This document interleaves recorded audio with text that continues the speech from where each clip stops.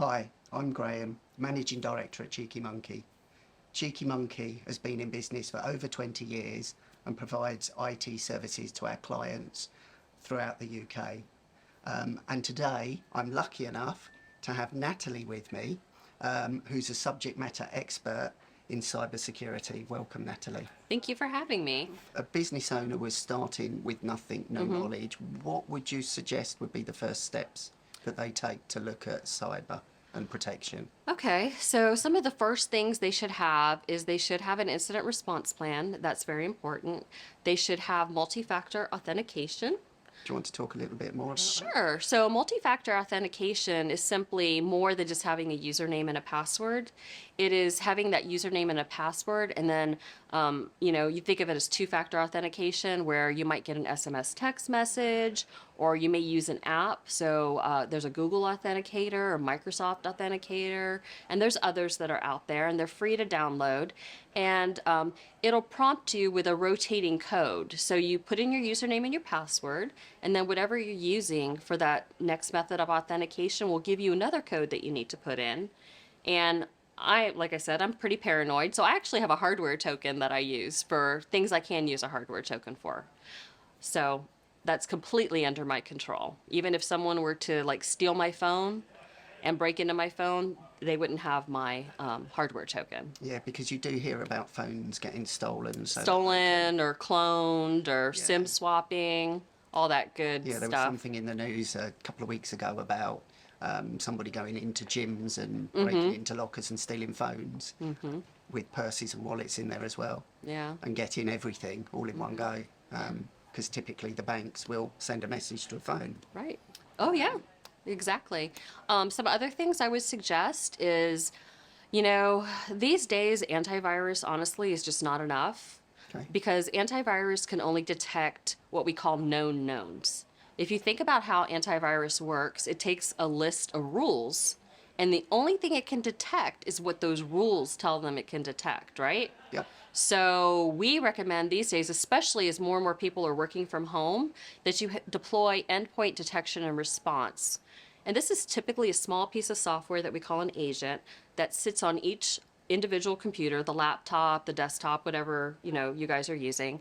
And it will monitor user behavior, may have some AI components, so it can detect more than just what we know about.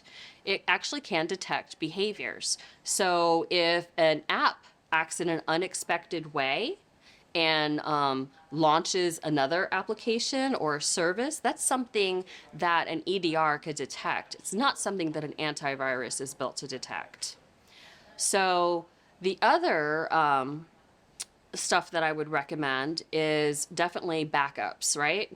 Yes. Yes, backups. And not just backups on your current network architecture. You should have some way to take those backups offline.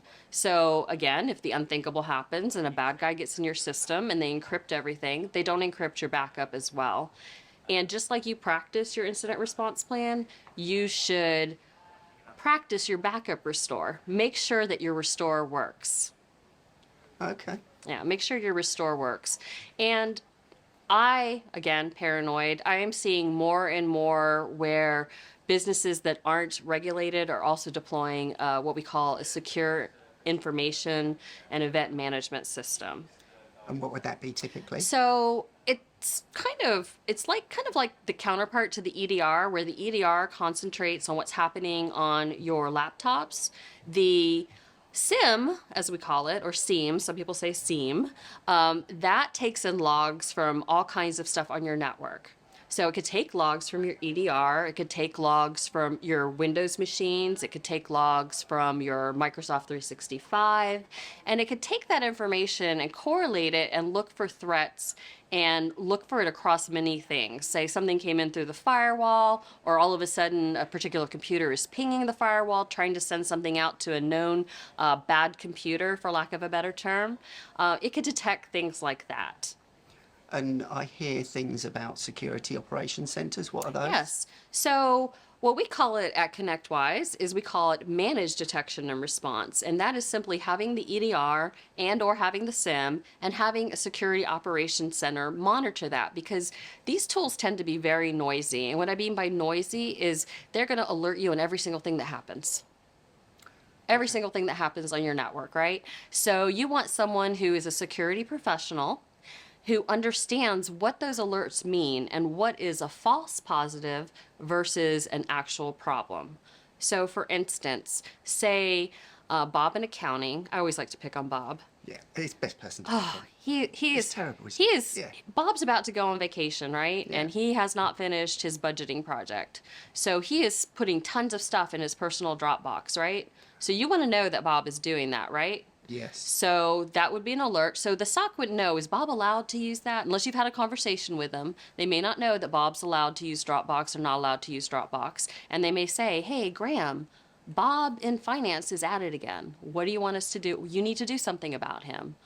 Or maybe there's a legitimate reason. Maybe someone is allowed to use Dropbox for certain job functions. So you would say this person can use it and this person can't. And then the SOC knows to alert you when Susie uses it, she's fine. When Bob is trying to exfiltrate data again, he's not fine. Which makes your data more secure. Right, which makes your data. Yeah. Which cybersecurity really is all about your data. And actually, we should kind of back up a bit on that. I don't want it to make it sound like cybersecurity is all about technology. It's really all about people, process, and technology. And you need all three to be secure.